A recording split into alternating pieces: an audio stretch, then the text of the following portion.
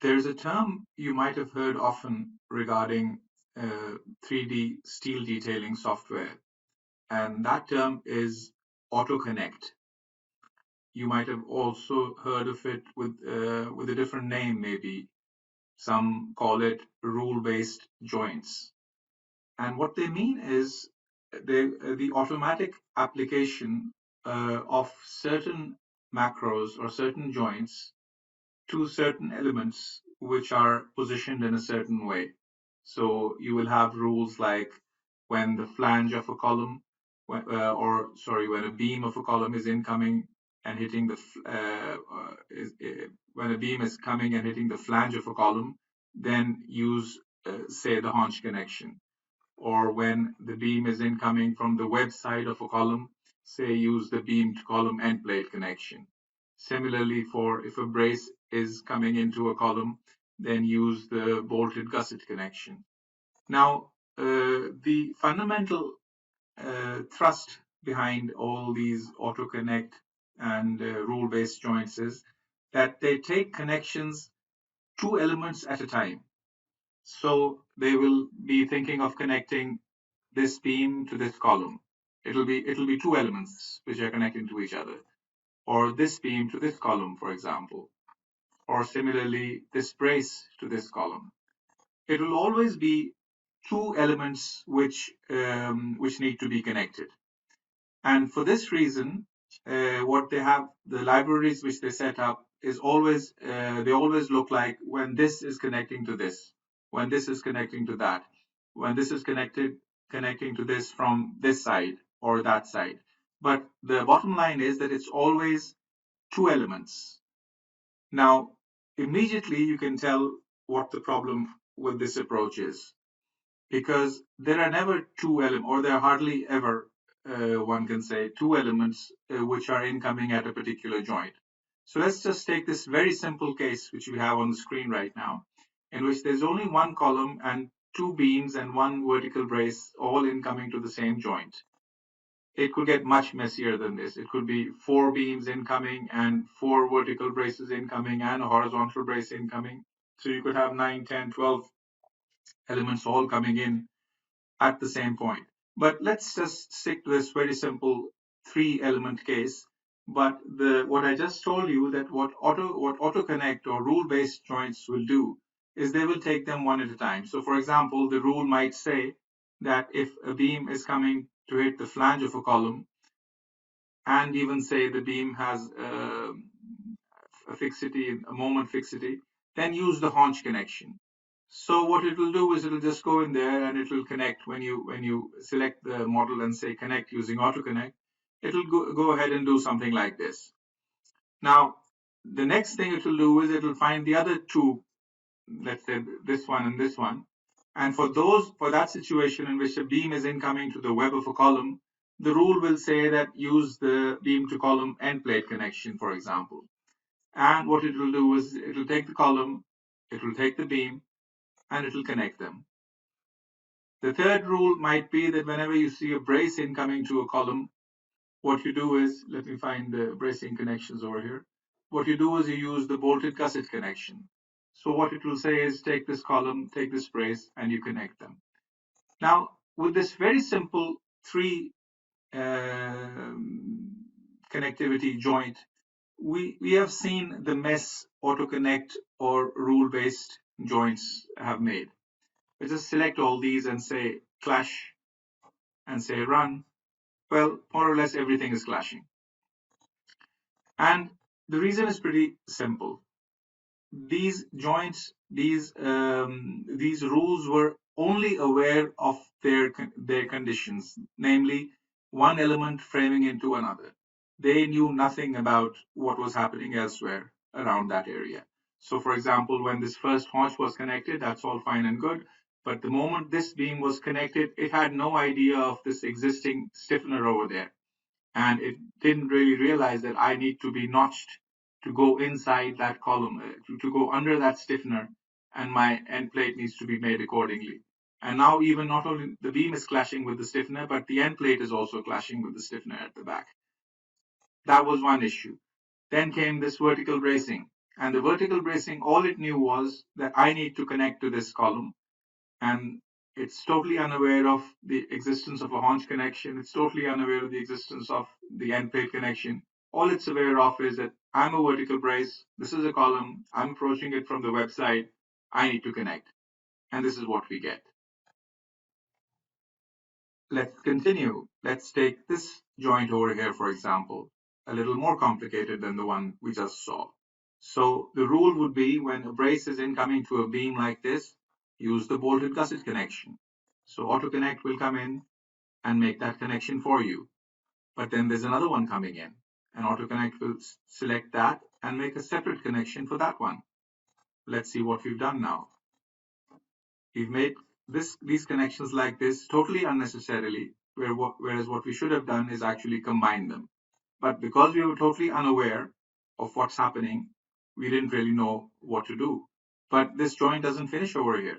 There's a beam incoming to the beam over at that point as well. And maybe the rule over there was that, let's go to the beam column, to the beam to beam connections. And maybe the rule over there was use the stiffen end plate to connect a beam coming into a beam. And then let's shift it a bit on the other side and see that the rule for the braces were, once again, the let's go to the corner, to the bolted gusset, and say connect this one to this one. Like I said, it's always considering two elements. It's never considering 2, 3, 4, 5, 6, 7, all coming at the same point together. So let's connect that. Once again, let's connect these two. So this is what we are left with AutoConnect. This is the mess that we have. Nothing is right about this. Absolutely nothing. You can just throw this out of the window. You might as well delete everything and do everything manually. So the point I'm trying to make is that while things like AutoConnect will work quite fine when you're dealing with situations like this. So if I were to go in there and say, I've got a stiffen end plate connection over here, this looks perfectly fine. But that's the only reason for that is that nothing else is connecting to this joint. And in those situations, if you set it up well, tools like AutoConnect or rule-based joints do end up providing some results for you, and that's fine. But the reality with steel detailing is, like we've just seen, a lot more complex. So even something as simple as this, where you have a beam and you got two beams on both sides, and you have a connection of, let's say the chosen connection is beam to beam end plate. Now, once again, because it will consider it two elements at a time, it's going to connect this one to this one, right click, and then this one to this one, right click. Now, if you can see immediately what the problem is, unnecessarily two boards have been created at the same location. Whereas the solution would have been to use this connection as a double-sided connection. But since AutoConnect or rule-based joints only take two elements at a time, or even if they do slightly better than that, it's usually extremely limited. Now, for that reason, you get all these problems, and this is not something to take lightly, because most commercial software will talk a lot about AutoConnect and rule-based joints. But when you actually end up using them in real life situations, these are the kinds of messes you get yourself into. And that is why most people will only use these AutoConnect type tools for extremely simple situations. Now, the question which may arise in your mind is, why do these softwares approach this problem like this? Why do they take it as two elements at a time? Why not consider the whole joint? Well, there are two primary reasons for that. The first reason is that the difficulty level of the problem rises by an order of magnitude when you even attempt to do that. It's not like solving the first question has a difficulty level of 1 and the other one has a difficulty level of 2. It's like 1 and 10 or even more than that. So this is the first hurdle. It's actually very difficult from programmatically and algorithmically to think of solutions for these complex joints and be able to tell when you will be able to find a solution and when you will not be able to find a solution. This is the first reason why most commercially available softwares will just not attempt this kind of a complex solution. The second reason, which is just as important, is that most commercially available softwares are not connected to any finite element package in the background. Now, this may seem irrelevant, but it's not.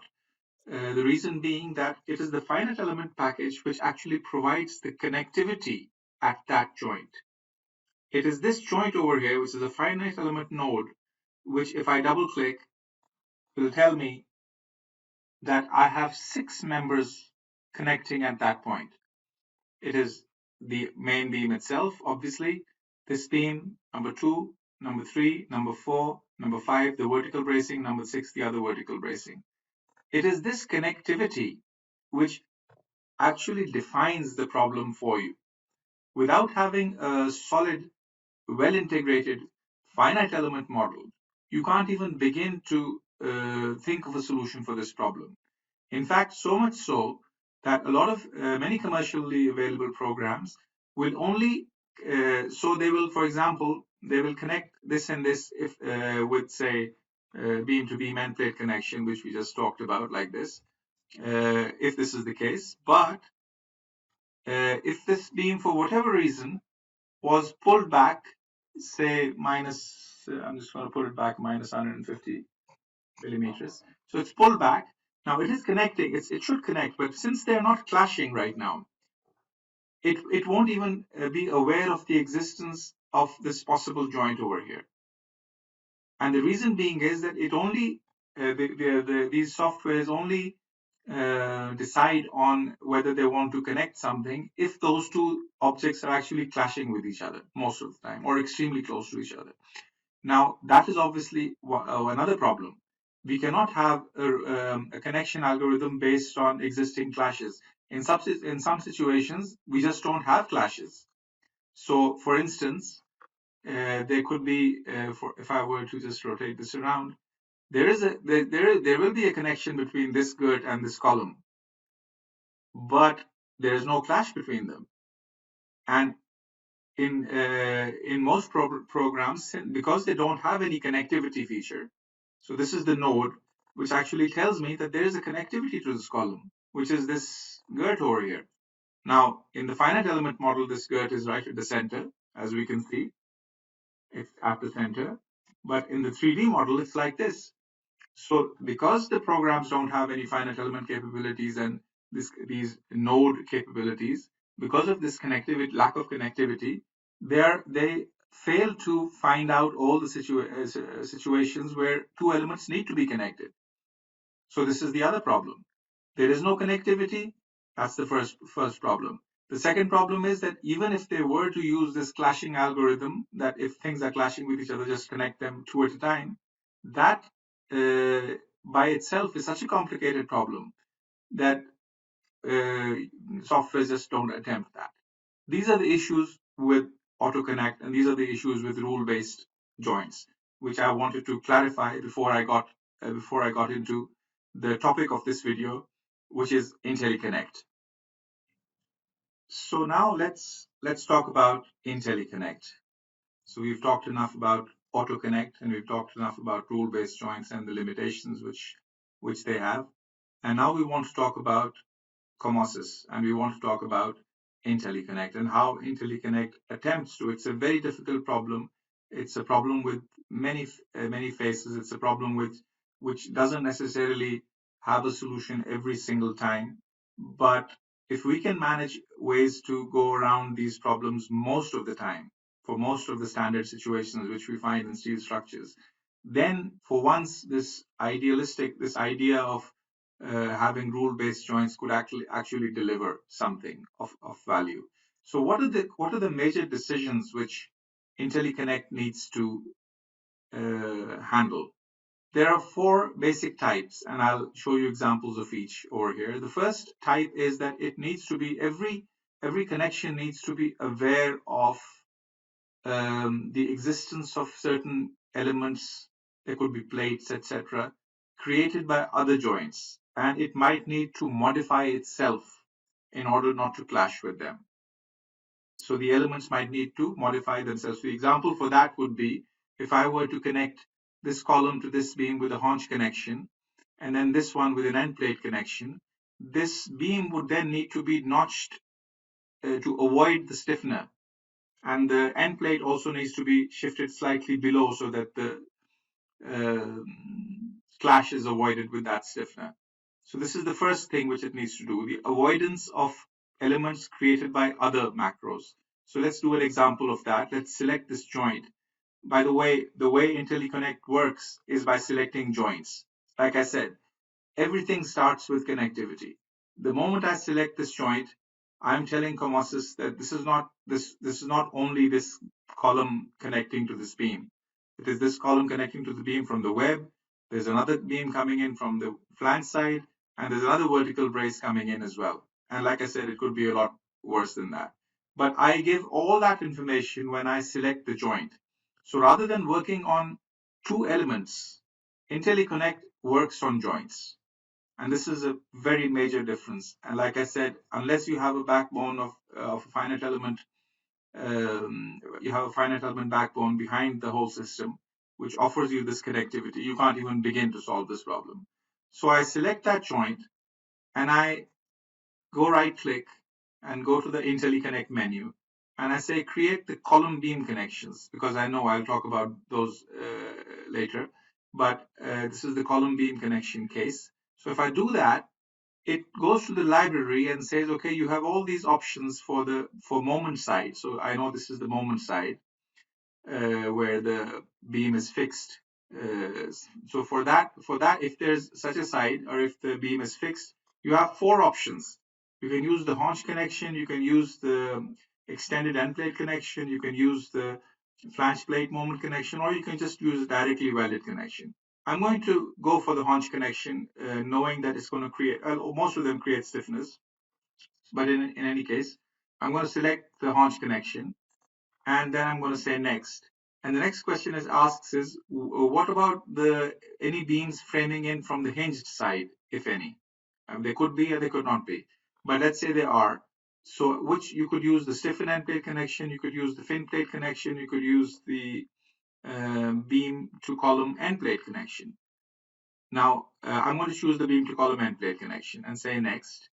And for any braces, it says you have these options. Which one should I use? And I'm going to go with the corner bolted gusset connection. Say next. This is to do with concrete walls. I'm going to just skip that. And this is to do with the settings of this command, which we won't talk about right now. But I'm just going to say run. Now, when I do that, look what happens. I'm going to turn this off. And what I want to show you is that there's no clash. Let me just select everything over here. Obviously, the elements which we have connected only. And right click and do a clash check, and there's no clash over there. And the reason for that is this beam has now decided to cope itself, because it knows about the existence of that stiffener which was created by the haunch macro from the other side. Similarly, this end plate has decided to pull itself back so that it avoids the clash with the stiffener. Now, this is the first thing I was talking about, that some elements will need to modify themselves with respect to the existence of certain other elements. The second thing which IntelliConnect needs to consider is whether some elements need to be shifted. Now, this is an even more complex situation. In this situation, you are what you want to do is in this situation, what happens is that no matter what you do, no matter how you modify yourself, unless you actually shift that element to some degree, you cannot achieve a reasonable connection as such. Now I'll try to find an example of such a situation. So for example, let me go to floor 1 over there, and let me go to this point, for example. And this is a point where there's an incoming beam, and there are two horizontal braces as well. And this is a floor beam condition. Now, in this situation, no matter what I do, I cannot find a solution without somehow physically shifting these horizontal braces. So let's start by selecting this joint. As I just mentioned, everything starts from the joint because it's the joint which knows the connectivity of this area. It has a connectivity of 4. 1, 2, 3, and 4. So let's start with the joint and right click and go to my IntelliConnect command and select the floor beam connections. And over here, I want to tell it to use the stiffen end plate connection, for example, because I know this is going to create a clash. The other ones might have some solution, but I want to make things difficult. So this is the one which is the most problematic connection as far as this kind of a situation is concerned. Let's say next, and I want to say use my bolted gusset connection for the horizontal braces. And I say next, and I don't want to mess with the settings. I'll just say run. Now take a look at the screen of as to what happens, because we're discussing about what kind of decisions IntelliConnect needs to take in order to find solutions. And one of the decisions is that sometimes it actually needs to shift members in order to create a non-clashing situation. So let me just run, but you can keep an eye on the screen.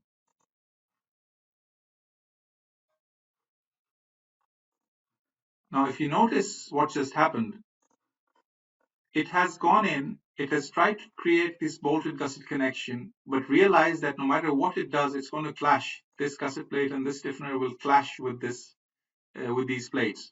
So it was forced to actually change the working point. And we have complete control. And we're not going to get into the details of all the parameters, which we just didn't really bother to check. But you have control over the step size of this shift and what is the maximum amount of shift you can give, and whether you want to give a shift at all or not. You can even tell IntelliConnect that if you are forced to shift, then just don't shift, leave it as it is, and I'll find a solution myself. But that's another issue which we're not discussing. What we are discussing right now is that one of the decisions IntelliConnect needs to take is to sometimes, if we allow it to, actually shift members in order to avoid clashes. And then another decision which it has to take is not just avoid clashes, because it could have avoided a clash much earlier. So if you notice, these could have come a lot closer and there would be no clash, and this distance seems to have gone waste. But it also realizes that there would have been an issue regarding the tightening of this bolt had this pink stiffener or this gusset plate being too close. And by the way, there is a parameter inside which you can use to actually not create this inner pink stiffener, because it's one of them might be enough in those cases. But once again, I digress. What the point I'm trying to make is, it's not just checking whether there's a clash or not, it's also checking whether there are any constructability issues, any issues related to erection. So this really makes the problem a lot harder. It's trying to avoid clashes, it's trying to ensure constructability, it's trying to modify elements so that other elements are not do not clash with it. It can modify itself to avoid a clash. It can shift itself to avoid a clash. What I meant, what I said a moment earlier, but when this beam over here actually notched itself to avoid the clash with the stiffener. Similarly over here, this one, there was no such option of notching itself to avoid the clash. The only option was to actually shift it. So these are the complicated decisions which IntelliConnect needs to take to leave you with a situation which is not the mess which we saw with the AutoConnect and the rule-based joints. That was totally unusable. This is totally usable. You can just create the assembly drawing of this beam and send it to the shop floor if you wanted to. Whereas the other one is more of a waste of time rather than actually saving any time for you. But even this is not the end.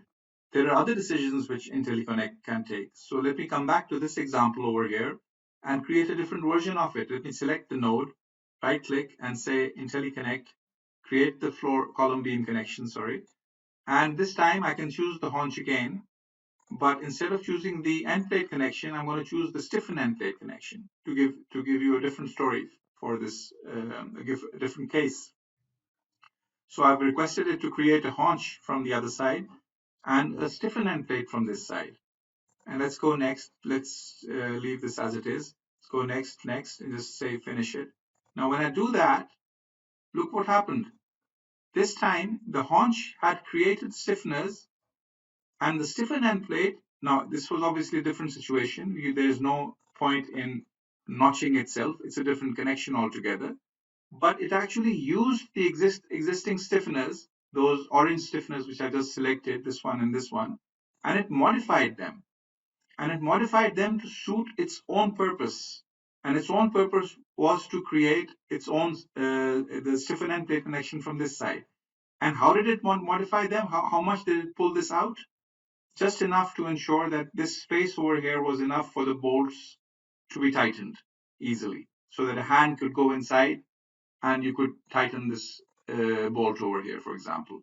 So all these are extremely complicated decisions, and all these are extremely complicated cases, which which AutoConnect and rule-based joints never even attempt to solve, and they can't attempt to solve with the existing framework, because, like I said, the lack of availability of nodes which give you the connectivity information, and the whole idea that the whole system is set up on connecting two elements only, one main, one secondary.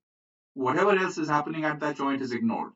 Because of these fundamental defects, you will never get a solution which you can just apply almost with your eyes closed and then send the results off to the shop for manufacturing.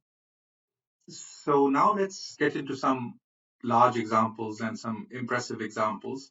So here is a building. It's a very complicated building. We might have seen this in some other videos, and it's all connected, but I have deliberately left out one floor, which is this one over here, I think, as unconnected. This is the floor at elevation 30,200. This is the floor you're looking at it from the plan view. And as you can see over there, it's also unconnected. And the entire floor, what I'm going to do is I'm going to select the entire floor nodes. Like I said, everything starts with the nodes. These are the nodes which I'm talking about, the connectivity. These are the objects which tell Comosys what the connectivity at this joint is. This seemingly simple joint actually has a connectivity of 5 elements coming into it. And I'm talking about the whole floor now rather than one isolated joint. So what I'm going to do is I'm going to select this entire floor like that. I've selected the joints. I understand some other things, but those don't really matter because it's the joints which I need to select. I'm going to right click and go to my IntelliConnect command, and I go to my floor beam connections, and I want to use my fin plate connection as my main connection. Like I said earlier as well, I can say use the fin plate connection, and if that doesn't work, use the stiffen end plate, and if that doesn't work, use the end plate, or whatever order I want to put them into. But for this particular example, I want to use this. And then I'm going to tell it that try the corner bolted gusset, as you can see over there. It can just go directly and connect to the fin plate in a lot of situations, but sometimes it needs to be shifted because of the geometry.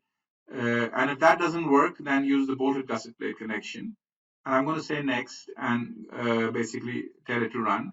And I want you to look at the screen and see how IntelliConnect tries to solve this extremely complicated problem, which would normally have taken you, I would say, maybe half a day or one day. But let's see what kind of a result we get. So I'm going to press run and just keep looking at the screen on the plan view. I'm going to push this aside so it doesn't get in your way. Now, as you can see on the screen, you see those little things which are beginning to move.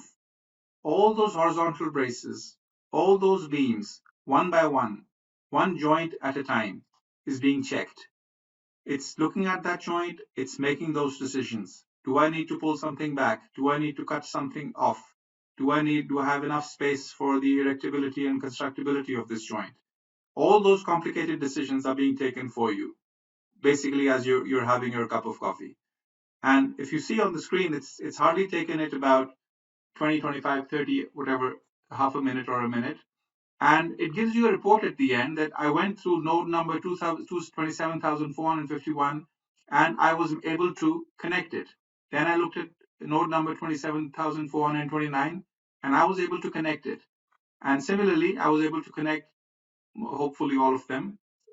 So that, yeah, in this case, it's been able to connect all. But whenever it fails to connect, it will give you a message that I could not connect this node. So then you can go to that node and inspect it yourself, because obviously IntelliConnect is after all an algorithm which attempts to solve a very, very complicated question. And there will be situations in real life where IntelliConnect will fail, and it does fail. But those failures are typically not that many in number, and you can always go in and inspect those cases by hand and modify them and connect them by hand, because when you're doing stuff manually, then there's always a solution. So let me just go close this window and look at this floor now. Let me just turn it around a bit, change my draw mode, and zoom in and see how everything is now connected. Let me just close off these things so that the thing gets a bit clearer. As you can see, all my joints have been connected. And basically all this happened in about half a minute. I'm not saying it's going to take half a minute every single time. It might take a minute, it might take 2 minutes, it might take 10 minutes, depending on the complexity. If there's a lot of bolted gusset connections which need to be shifted, you might end up with a lot longer times. But when I say a lot longer times, it could be like 10 minutes. But otherwise, you would have spent a day or two on that. So with this kind of functionality, which is actually trying to solve an artificial intelligence problem, things which only humans manage to do while actually looking at a joint and ensuring there's no clash and this and that, this is what IntelliConnect attempts to do. And in most cases, it succeeds. And whenever it doesn't, it tells you, and there's a clash or something, and you can modify that.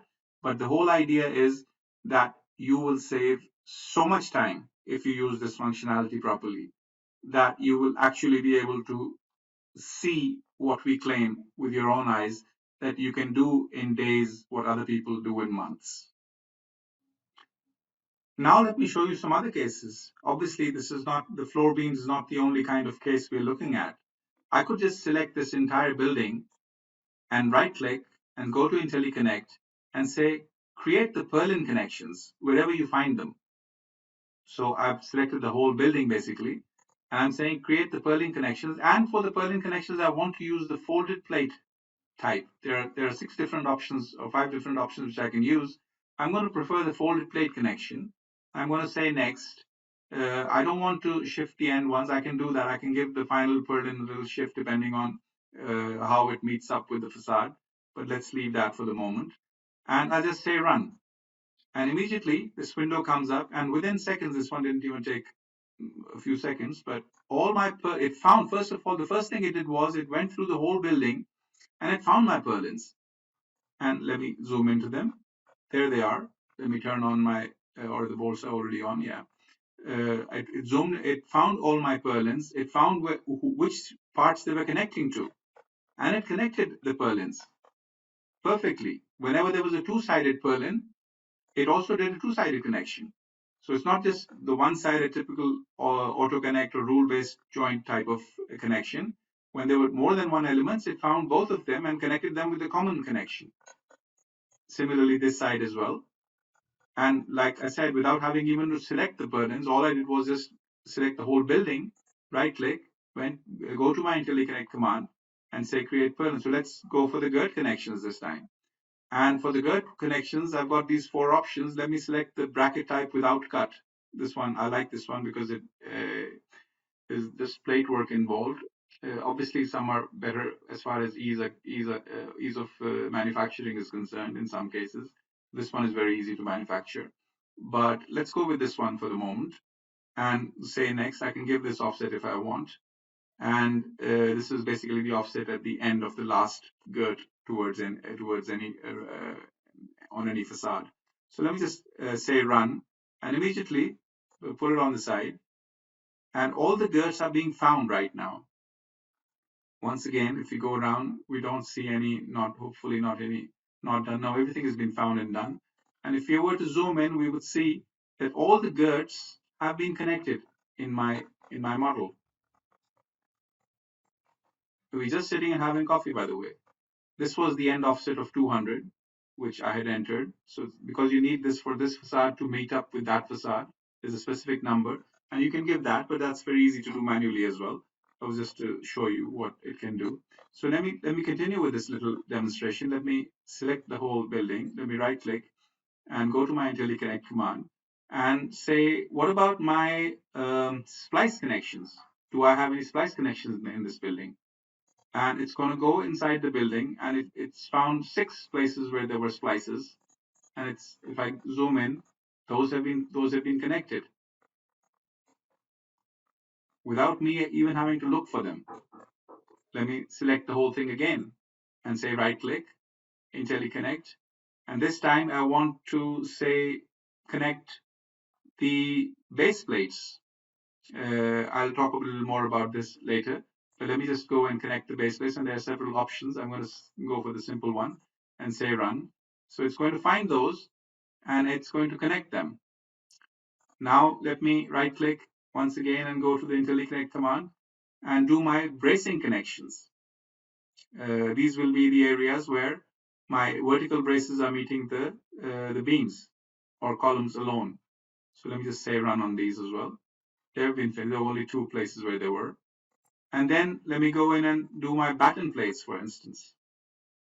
So I've got my batten plates over here, and I just say run, and immediately all my twin members which required batten plates, so if I zoom in over there, you will see that all my batten plates have been created. Now the point I'm trying to make is pretty obvious, isn't it?